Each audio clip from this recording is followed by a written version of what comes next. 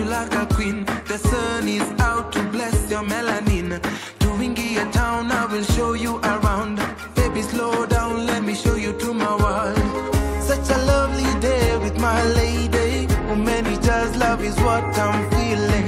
I bless the day when you came my way. And I promise kuwanita kuenzi. Baby, time imefika for 20. And I can see you vibe to my senses. So won't you let me sing for you? Darling, darling, I will sing your favorite song. Because I'm feeling lucky to have you dance along. Oh love, darling, darling, I will sing your favorite song. Because I'm feeling lucky to have you dance along. To your favorite song, baby. Your favorite song. To your favorite song, my love. Your favorite song, oh yeah, yeah. To your favorite song, oh yeah, yeah. Your favorite song. To your favorite song, my love. Your favorite song, oh yeah, yeah. To your favorite song. You're my favorite song. You're my favorite bomb. You're my favorite song, my love. You're my favorite song, yeah. And I'm feeling lucky, so damn lucky. Yes, I'm feeling lucky to have you dance along. To your favorite song, baby. Your favorite song. To your favorite song, your favorite song, oh yeah, yeah. To your favorite song, oh yeah, yeah. Your favorite song. To your favorite song, my love. Your favorite song, oh yeah, yeah. To your favorite song.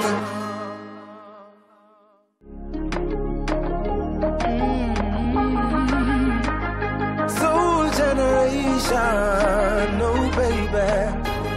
Suda. I love you like the sunshine in the morning when I'm yawning. Like the scent of love, ukipika chai ya majani na mandazi. Such a lovely way to start my day. We getting high as I make you call my name. Tukisikiza ngoma za Bob Marley. Napenda vile una smile usisare. Nipatie zeze nikuimbie. I wrote the song na nataka usikie. If you let me sing for you. Ladies and gentlemen, welcome to Unplugged, another evening here where we talk to Kenya's very finest and we talk about their journeys, we talk to creatives about their music and of course what they're doing in 2021. Today, I am so excited to have with us Bensoul, Suda, Papa Soul. He goes by so many names and he's here on Unplugged. Okay. Bro, happy new year to you. Happy new year to you. Thank you so. Niko fit kabisa. Unaniona? Nakuona mazee. Nakuona. After umoke mazee naona hata dreads zinakati. But good. Kubali vitu mzuri kwa maisha yako, you know. Lazima. Good to have you, bro. Thank you so much. And of course we have Milton here from Harvest at Trademark. Good to see you, brother. And I see, wait, tuko na Bazu hapa mazee leo. So Bazu lazima changamke. Lazima bazee. So what are you going to do for him? I want a special cocktail. Special cocktail? Yes, for Bensoul. So today I'll be doing a basil smash. Yeah. It's a gin-based cocktail with a nitro-muddled basil syrup. Okay. Hey. So nitro-muddling is whereby you extract the most of flavors and color from basil at around temperatures of below zero using liquid nitrogen. Hey. Mwesikia yote? Najua tu kuongeza chesa. That's going to be your next song. Nitrogen nini? Liquid nitrogen. Bas, sasa. All right, Bensoul, you know we can't have you start off the interview without first performing for us a song. Can you tell her now? Yeah. Let's go. Leo ukiitisha unapata. There you go. There you go. Ladies and gentlemen, Bensoul here on the Unplugged stage. Let's go.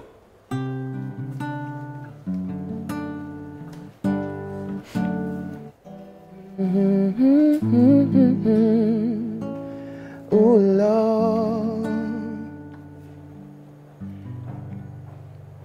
mpenzi we usiwe na mashaka, ingawa mashida kesho tutatoboa. Nikiwa kwa raha tufurahi pamoja, na ninapolia wewe wanipa faraja.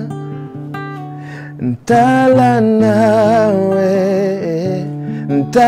nawe kwenye shida ama kwenye furaha dada, mintala nawe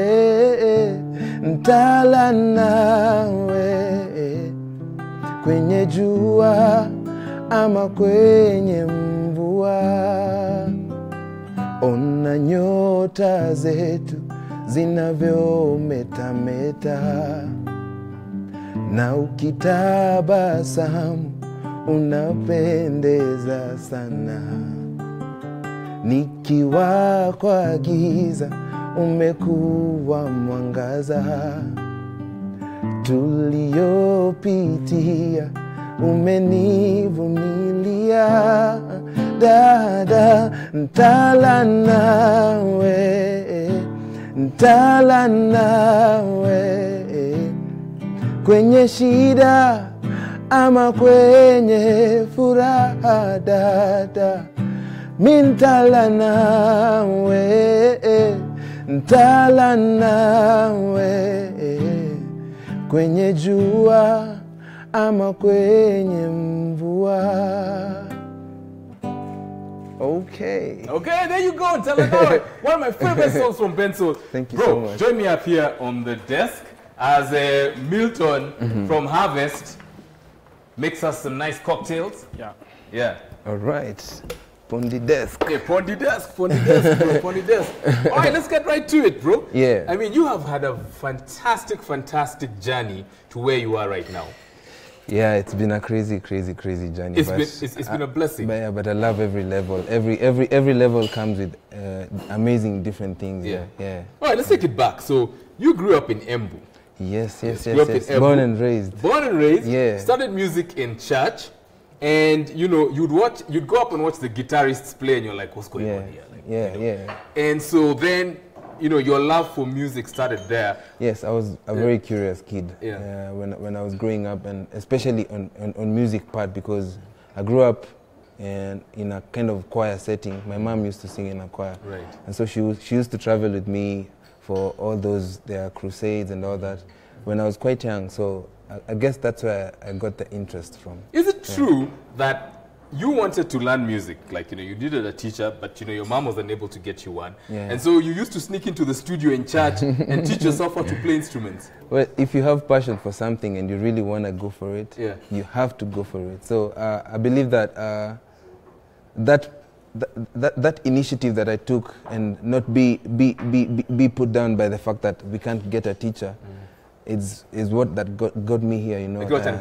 Now wewe ulikuwa unaingia kwa studio, unashika guitar hivi unaanza kucheza. How do you even know what you're playing? Now that's where the Sunday lessons come in. Kenya nili observed on Sunday while the guitarist was playing. That's what I used to apply during now the weekdays. Kujifungia hapo kwa studio. Nangangana na hizo chords mpaka zinaingia. And there's a time that you actually played one chord for a whole week. Yeah. Ukitrain. Learning. Yeah. Oh my God. It needs patience for sure. Yeah. And music as a learning instrument teaches you so much patience. I like that. Yeah. You know, you and I right now should not actually be talking. You know why? Yeah. Because we went to enemy high schools. You were in Kagumo. Yes. I was in Nyeri High. Well, maliza the interview sahi. Anybody who knows schools in Central Province knows Kagumo and Nyeri High.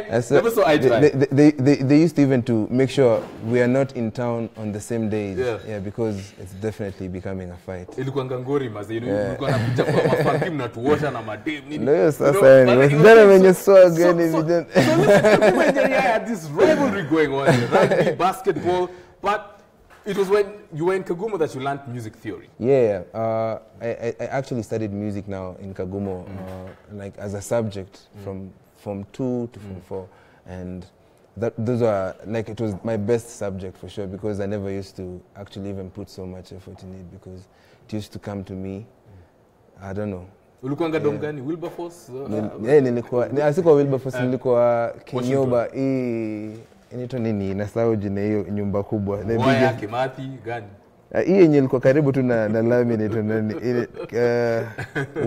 Lakini tulikuwa tunaita Kenyoba kwa sababu ilikuwa nyumba kubwa. Lakini nimeshasahau hizo majina. Imagine it's been like more than 7 years. But hapo ndo ulitoa jina Bensoul because your music teacher was like, you sing with a lot of soul. Yeah, kuna siku aliniambia hivyo, and nilikuwa nimeketi kwa class. Niko like Bensoul. Light bulb. Ndio hiyo sasa ikaikuwa Bensoul. Sasa wewe, after you happened, you are the one now who used to direct the school choir. Yeah, imagine. The pianist. All those things happened in a kind of crazy way, because we had a choir director that we had hired. But akatutoka tuko ilikuwa hizo county level. Akaturuka. So I had to take the choir to national levels, yani kama mimi student wa muziki. As in you are a student, but you're also the director of the choir. Yes. And the success of the school's choir depended on you. Walikulipa? Hapo hivi unafanya kazi ya Mungu. Unalipa na baraka za Mungu. But oh my God. There's that pride of, I don't know, doing something, believing in yourself, and then achieving it. You know? Let me ask you something. You know, I had to say something really interesting, right? Because I know that at some point your dad was not in your life. Yeah. And I had to say something really interesting, because I personally have also thought about that kind of situation. Yeah. Your dad was very authoritarian, like he was very alikuwa mgumu sana. Yeah, he was a good man, but I don't know, sometimes he used to, I don't know, just disappear, and since kwa najua anaenda wapi. But I was quite young at that time, so I didn't even think about it as much. Yeah. Do you think, because he was not very supportive of your journey in music, do you think if he was still around you would be on the journey that you are now? I don't think so. Yeah, because he was really against the music part, because he was a musician before, and I don't know what happened to his career as a musician that made him kind of feel like he doesn't want any of his children to pursue music. And your mom was very supportive of you, though. I had to be a rebel, you know. At the end of the day, you know, you have to follow what you love and follow what your heart really kind of where your heart belongs. Okay. You have to find that place. Na umsesi mchache maze. This guy after you yote came to Nairobi to study civil engineering. Ndio sasa. Vile unamuona hapa maze. This guy would have been civil engineer in the making. Lakini unajua studying in Kagumo, there's that, I don't know, there's that pride of you guys have to do these engineering courses and all that. But I wish I had a different mindset when I was coming to study in university. But listen, even the motto of Kagumo was, we develop gentlemen of consolidated intellect. You do remember what the motto of the high school is? Have you listened to that? We develop gentlemen of consolidated intellect. Ndio sasa. Ndio sasa. Lakini nilikuwa nimenyoa hiyo time. All right. So, I mean, you know, you come to Nairobi to study civil engineering. Yeah. And one of your passions at that time was skating. Yeah. And you decide one day that you're going to skate at Aga Khan Walk. Yeah. I love Aga Khan Walk. It's a fantastic place to skate. Yeah. So while you're there, kuna watu hapo wanacheza guitar, wengine wanaimba, and you're like, nini inaendelea hapa? As someone who has kind of studied music and a musician, ukiona tu guitar, ni kama it's like a turn on. What's happening? It's a magnet. Yeah. So I had to go and check what was happening, and then I found out it was street poetry for Power 254. And mandugu zangu wenye nilikuwa nimepatana na wao hiyo time Power 254 had the band. Walikuwa hapo pia. They were actually the ones who had the guitar. Okay. And so I borrowed one of them, and that's how we became friends, and I started playing for them for 7 years. Okay, wait. This is a very interesting story. Let's not rush it. Wait first. Milton, hizo drinks zinaendeleaje hapo? Drinks hapa zishaiva. Zishaiva, basi sikuletee mazi. Utafanya Bensoul ongea sana mazee, maisha akose kuimba. Nimesema leo ni Friday ama ni leo? Leo ni Friday. Okay, basi lete kitu. Wait, so umesema hizi drinks zinaitwa nini? So, for you I have a fruit zest. And then for Bensoul I have a Bensoul smash. Unaona anajua watu hardcore. Wakagoma na watu wenyewe. The rivalry never ends. As in, okay. So I mean, I still got one more. I still have one more. It's called Flowers and Kettles. Yes. Okay, remember Milton is from Harvest at Trademark and very graciously agreed to come here and make for us some fantastic cocktails. We had to get someone special tonight for a special guest. Cocktails zake tu ndio nimesikia ziko na majina safi. Hawezi zisema. You can't say happy fire. So anyway, so here you are. You've come to Aga Khan Walk, half the band is playing, and you don't have a guitar or anything. Yeah. So unaomba moja wao guitar yao. Nikamwomba tu ni practice. I wanted to perform, but I actually didn't perform on that day. Alinisaidia nicheze kidogo, nilimwambia hebu nisikie gitaa yako inaonja aje. Okay, before you go too far. Do we have that picture? Because there's a picture here that Bensoul has to see, and if you have the picture, please put it up. It's really important. Unamwona vile yuko hapa sahi ameomoka. Angalia wewe. Yes. Ameomoka ndio kulikuwa na time. Mali safi. Yes. So if we have the picture, could we please put it up? All right. Okay. So that's going to come because that's going to be his surprise. I really want him to see that picture. If you have it, let's put it up as fast as possible. So you're at Aga Khan Walk. So you get the guitar, you start performing. Yeah. And then Kenches was like, we are looking for a bass player, right? Because at that moment they were in Sauti Academy, so they were looking for a bass player they could perform with. But you didn't play bass. I didn't play bass at that time, but I had knowledge from the guitar. I don't know, acoustic guitar, and I knew for a 4-string bass guitar, you just remove these 2 strings from the 6-string acoustic guitar, and it becomes kind of a bass. So, and I kind of had an idea of what I can do if I was to become a bass player. Okay, so I studied for the game. Wait, you know he's flying all this thing. This is him. Hey, that's my brother. Does this look like Bensoul? Oh my God, this is the best picture ever. Okay, so walikuwa nalipenda vizuri sana. Hii guitar nani unabeba? Hii guitar, it's actually not ours. Hii guitar ilikuwa ya one of the guys from Sarabia anaitwa Adam. You know Sarabia? Yes, sorry, yes. Yeah, anaitwa Adam. Hii ni guitar, ilikuwa guitar yake. Kuna hiyo guitar nyingine ilikuwa na Kenches, lakini hiyo day this was the best guitar. This is the best guitar. Yeah, on that day. What did you sing? I actually don't remember. Because at that moment I also had so many songs zenye. Ziko tu yani chini ya maji. I didn't know what to do with them because I was actually now pursuing civil engineering. Okay. I didn't know any band in town that I can play with. Okay. But luckily meeting them was actually a blessing to me because it really opened me up to the industry, to so many different things, so many different people, and I feel like meeting up with them has really contributed to who I am right now. Okay, this band, when you met with Hat the band, clicked so well with them, you guys started living together. Mkaanzia Ngara before mwende Kayole. Mimi ndio nilikuwa na Kangara because I needed to be closer to the school. And then I was like, okay, hii pesa nina waste ya kulipa hii rent. Tunaweza kuwa naitumia kufanya vitu zingine. And so I decided, okay, let me move in with them in Kayole. Yani like a gangster. Kutoka Ngara into Kayole. And life in Kayole was amazing. I was told you never cooked anything. I used to cook. No, I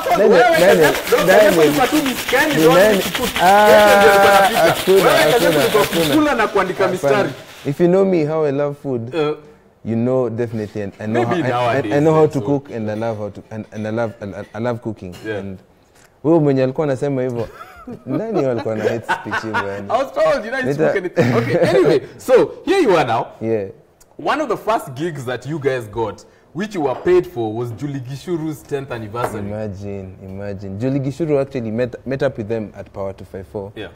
And she had the song Uliza Kiatu. The song wasn't even out at that moment. And she was like, wow, that's such a beautiful song, such a beautiful story. And luckily, we were chilling at our place in Kayole. And then we get this call and we were like, okay, Julie Gishuru wants us to perform for her 10th anniversary. Yeah. And we were like, okay, that's something different. We didn't know what to expect. Yeah. So even the outfits that we wore, zilikuwa tu outfits za kawaida, sisi tumeenda bash, tunataka kwenda kuimba tu acoustic. Yeah. Tukafika hapo tukapata, whoa, it's a premium event.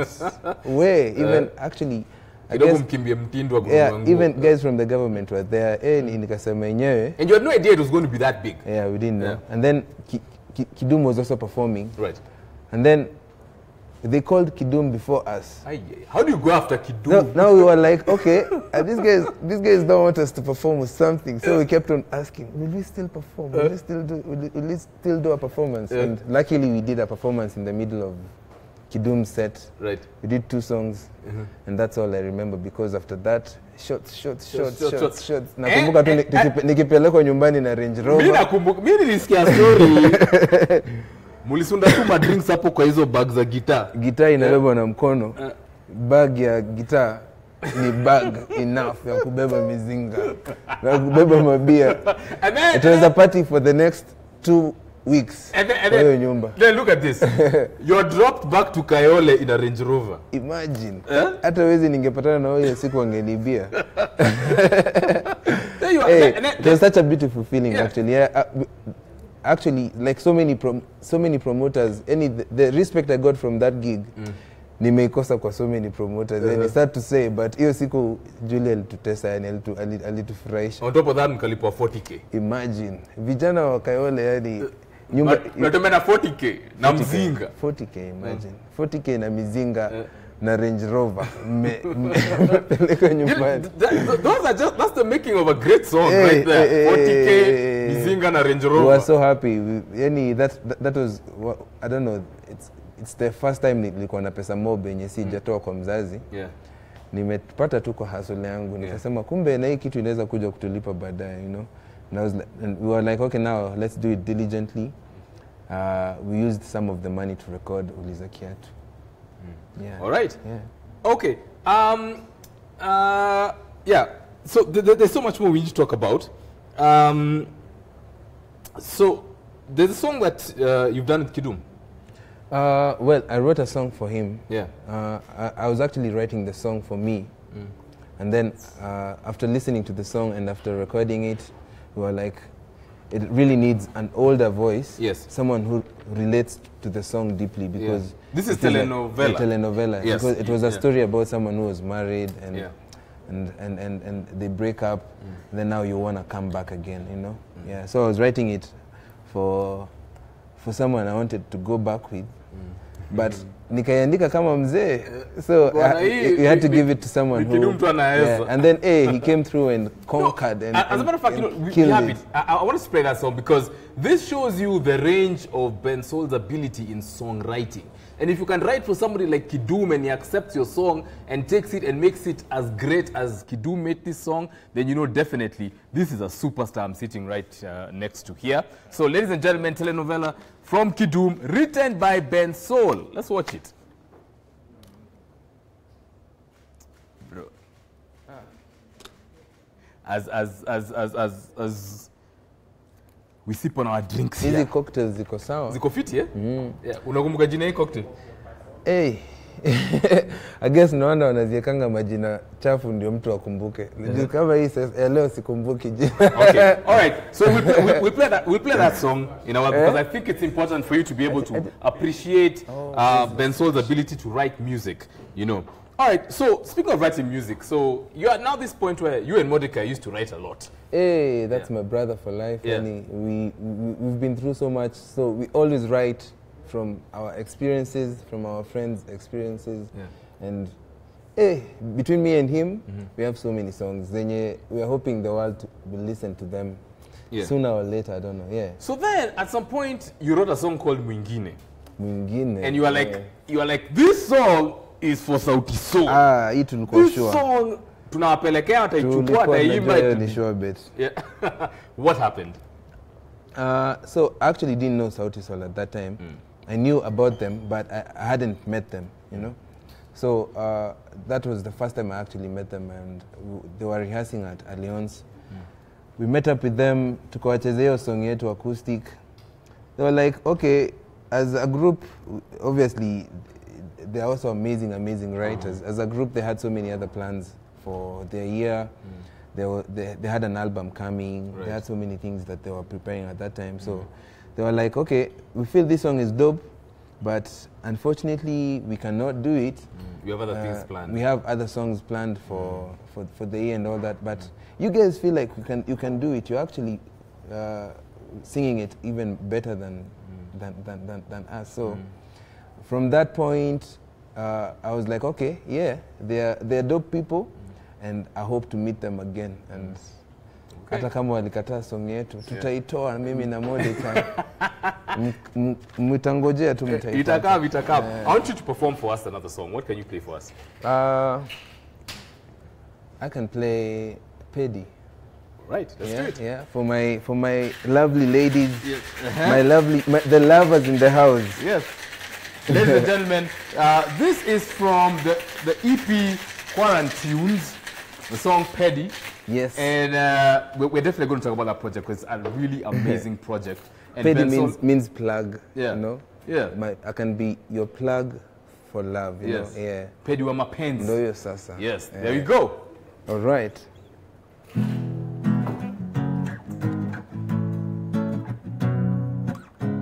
Ooh, ooh, ooh, ooh, ooh. Yeah. Love.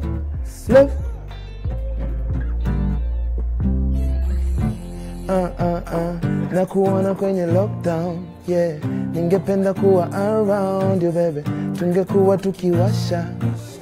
Ningekuwa nikimasha, kwenye picha weka hashtag. There's nothing better kama good love and laughter. Yeah, sema kile unataka, and I will give you more and more. Kasi bahati basi niambie ni wapi utapatana na manzi hayuko kila pahali, yeah.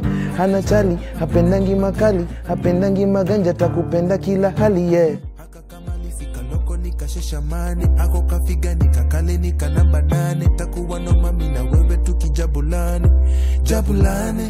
Kama unatafuta pedi, oh yeah, pedi wa mapenzi, oh wow, hii yangu ni heavy, I hope uko ready, nikuwe yo pedi, sinikuwe yo pedi, apenji, sinikuwe yo pedi, apenji, oh sinikuwe yo pedi, apenji, sinikuwe yo pedi, sinikuwe yo pedi, mimi na wewe ni pare, toka 7 hadi mware, karibia ni gware, na usiseme ni sare, when ni Jamie ni nare, you're the one I wanna marry, tusiende ina hare, and I will give you more and more. Underwater, mekwa nikikuota, nataka kuwa lock na somebody's daughter. Tukifika nyumbani hatutawahi toka, naishi kileleni kama niko kwenye topa, yeah. Haka kama lisika loko nikashesha mani, ako kafiga nikakale nikanamba nani, na ningependa kukuona tukijabulane, jabulane. Kama unatafuta pedi, oh yeah, pedi wa mapenzi, oh wow, hii yangu ni heavy, I hope uko ready, nikuwe yo pedi, sinikuwe yo pedi, apenji, sinikuwe yo pedi, apenji, oh sinikuwe yo pedi, apenji, sinikuwe yo pedi, la la la. Sinikuwe yo pedi.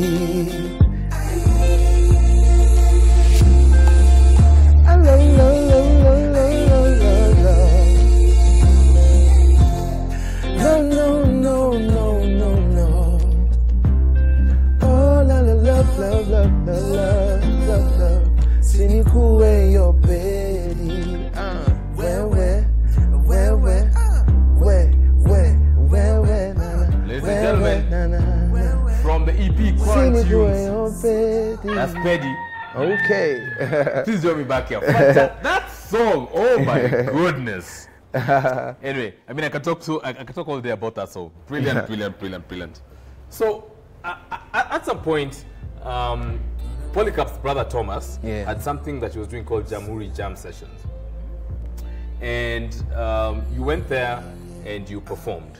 Yes. Yeah? Yes, Is that what you did in Talana? Yeah, that was the first place I actually kind of recorded in Talanawe, yeah? An acoustic version for Jamhuri Jam Sessions. Right. And guys really loved it, you know, got really amazing reception and actually put me out as a songwriter more in the eyes of Sauti Sol. Okay. And that's when BN started calling me now for their studio sessions, and Polycarp became a really close friend. He started teaching me so many things in terms of guitar and in terms of production and all that. So I've really learned so much from him. All right. Yeah. And remember, you can ask Bensoul anything that you want to ask him. Use the hashtag LoopK24. And of course, the WhatsApp number is on the screen right now. Anything you want to tell Bensoul, we'll read your messages right here on the show. But this is the only man I know who has ever met lions and lived to talk about it. So, one day, had the band and Bensoul are doing jam sessions in the park. And you meet lions. How did that even happen? So we were having a studio session at our friend's place inside the park. And I never knew past a certain time the animals kind of move closer to, like it was actually raining, and when it rains, the lions kind of move from the vegetation and come to the roads which are warmer. Right. Yeah, because of the sun, obviously. And on that day, I had gone to pick something from the house, and then I was coming back to studio on a bike, Nduthi. And then on the road where I'm just approaching the gate into our friend's place, that's where the 5 lions were kind of basking in the warmth of the road. So yeah, you are like tumeingia kwa hiyo barabara hivi. Ndio zile pale 5 lions zinatukondelea too much hivi, you know. They actually were not moving. They were just like, okay, nani sasa, wacha tuone kama wako na nguvu ya kupita hapa. So what did you do? So the Nduthi guy told me, shuka nigeuze bike.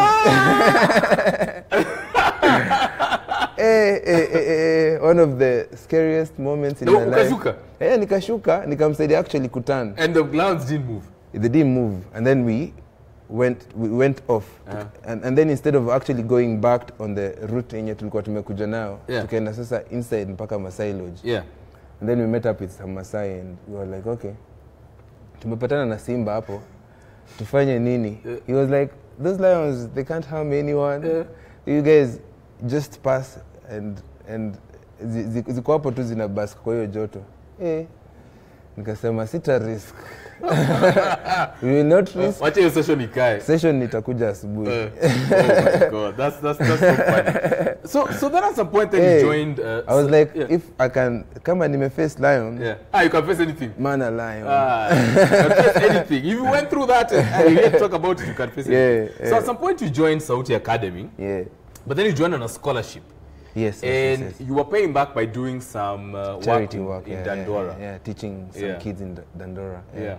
Okay. The initiative of Sauti Academy is an initiative from, it started with Natalie Lupena, and so many artists have passed through there. And when the guys from Had the Band introduced me to Sauti Academy, they urged me and waliniforce tu wakaniambia wenda hizo auditions. And after the auditions, I spoke to Natalie, and luckily I got the scholarship. And teaching those Dandora kids was actually life-changing, you know. Shows you different perspectives of life and how sometimes some kids, they don't have the power to say where they want to be born. And that really affects how they grow up and the persons, the guys, the people they become, you know. Right. And we were just there to give them hope and teach them music, sing with them, and seeing their happy faces was really a blessing. Yeah, for sure. Where do you feel your talent lies? Is it songwriting, singing? Because I think you're a brilliant songwriter. And I believe songwriting comes first, and then now the singing, the production, and all that, the playing of instruments.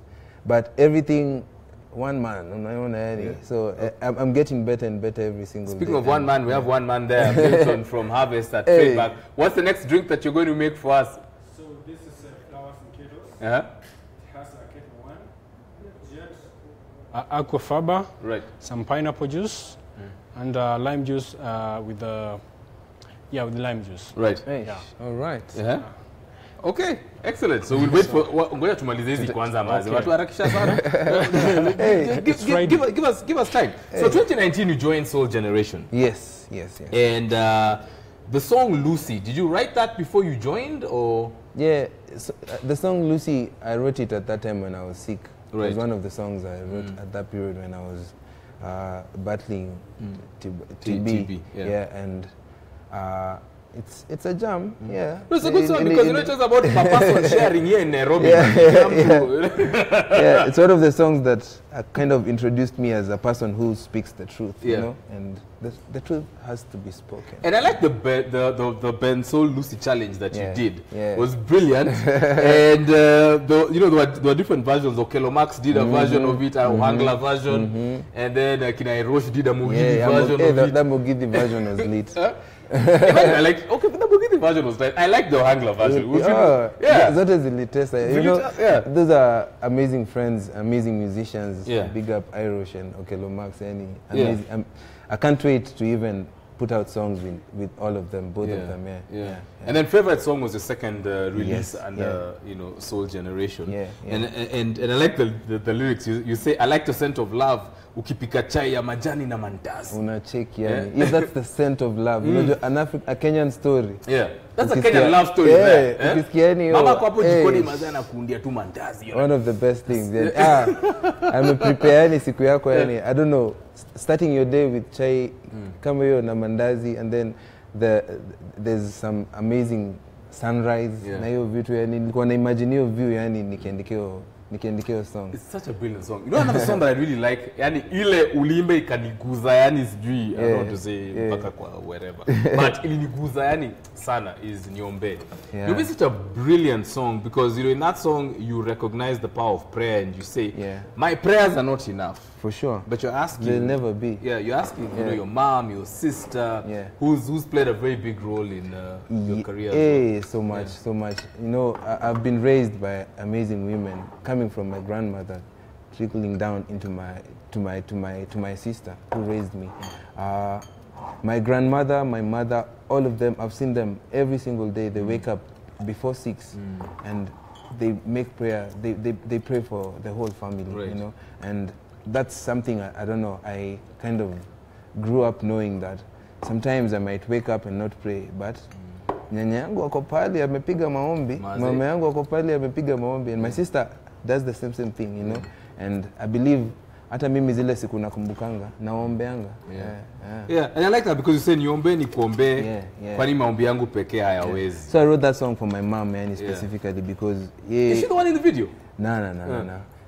We wanted to bring her to Nairobi, but at that time she was really engaged with some business work. And where was that? Was that in Embu? Like where? Because I was like, hey, this place is... Well, we shot everything in Nairobi, but sisi ni wajani. We made it look like a journey. Yeah, I know, it looked like a journey, and I was like, hey, imagine those shots zenye ni kama ninaamka. We shot them at night, deep at night. No way. We just used some light. Pick up ilikuwa ya nani?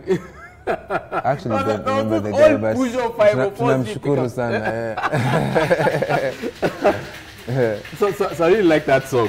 All right, so then, before the corona pandemic hit, you were about to drop an EP, which then you had to cancel. Yeah, I had to cancel it because we were unsure of how the system will turn out, how the industry will turn out, how our audiences...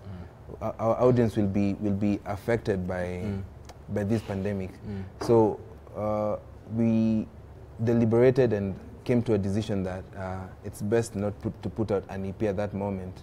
And at that time, I don't know, I only had a few songs out, and that was really scaring me as an artist. So I decided, for my fans, I'll keep you alive by putting out a song every week in the month of April, and name them Quarantines, because they are songs that are meant to get you through the pandemic and the quarantine. Yeah. But you did something very interesting, because you were saying you will write a song on Monday, record it and produce it on Tuesday, shoot a video on Wednesday, release it on Thursday. Tunaiweka online. That is so ambitious.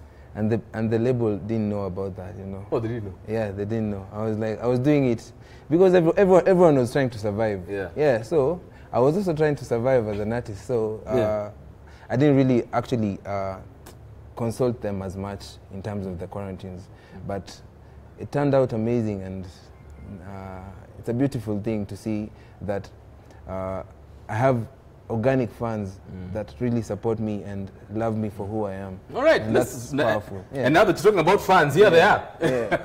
Read that one. Hey, Bensoul. I love it. Enjoy your music. You're an amazing vibe supplier. Huyo amejua wapi? Nitaongeza ikue wholesale. Where do you actually get your inspiration and your amazing content? All the way from Toronto. Mazi. Wameamka Mazi. Atume pin. So my inspiration comes from different things. Everything that I go through in my life, anything my friend goes through, and it's kind of interesting. Sometimes you write songs from just thinking of perspective, you know, and you're like, okay, if I was an Uber driver, what stories would you be telling? Because it's storytelling. And put myself in his shoes and tell the story. All right. I'm Gilly. Hey, K24 show. Equal lit. Big up Bensoul. Huge fan of yours. I'm good in music writing, but can't play, or rather have not learned any instrument. My question is, knowing how to play an instrument helpful? Second, how does one approach an artist to tell them that you've written a song they can sing? Well. The question is knowing how to play. Yeah, for sure. Learning. I always encourage every musician to learn an instrument, you know. It will help you in writing, help you in production and all that. And approaching an artist is not that hard, you know. You just need to make sure you deliver the song first, because sometimes unaweza kuja na story, lakini umesema you have a song I can sing, but you haven't even sent it. How will I know I can sing it? And speaking of storytelling, let's talk about a song that you did because somebody told you a story. The song Nairobi. Kuna bichako alikuwa anacheza na dem. Manze. Uko na hii itakuwa song itaweza sana. Manze alinitumia messages akaniambia manze hapa anachezwa. Anacheza kimacho, yani akiona. Anachezwa, lakini nikaona wacha nimkumbushe the city you are living in. Right. And that's how the song. Shamba la mawe. Right. Shamba la mawe. That's how Nairobi the song came around. And it sounds like there's a choir in the song. Who else is in the song singing? Well, we decided to sing it as a crew, you know. Sauti Soul, Nviri, and then now we added Major after. That choir effect is because we wanted it to feel like we are singing it like a gang. Okay. And it worked. Okay, and it worked. What's next for you, Bensoul, 2021? Hey. Because I know you've got like a million songs. Are you guys ready for me? But I believe we've been creating music for our fans, and we've been really working overtime and working so much in studio and in terms of music videos and all that. And also our team is really doing the most. And I can't wait to put out. I'm supposed to put out an EP coming very soon, and Austin Bree is dropping an EP. Right. So the whole gang is coming in hard to drop something. And we can't wait for you to enjoy the music. You know, we make the music for you guys, and thank you. And keep making that. That's our happiness. That's our satisfaction. Keep making that music, and we'll keep supporting you. Ladies and gentlemen, that's been Bensoul here on the Unplugged stage. Of course, remember you can get Quarantunes, which is out now, and look out for more great music from this man. He has written songs for Sauti Soul, which they have not performed yet. And also, go and stream and listen to Birthday Song by Nviri featuring Sauti Soul, me, and Calligraph Jones. Right. Oh my God. Brilliant. Let's leave you now with the song Nairobi. Nairobi, way. Utaitana. Ogopa. Let's go. Thank you so much, and we'll catch you again next week right here on Unplugged. All right. And of course, thanks to Trademark and Harvest and Milton for giving us these amazing cocktails as well. Have a good night and a pleasant weekend. See you next Friday. All right.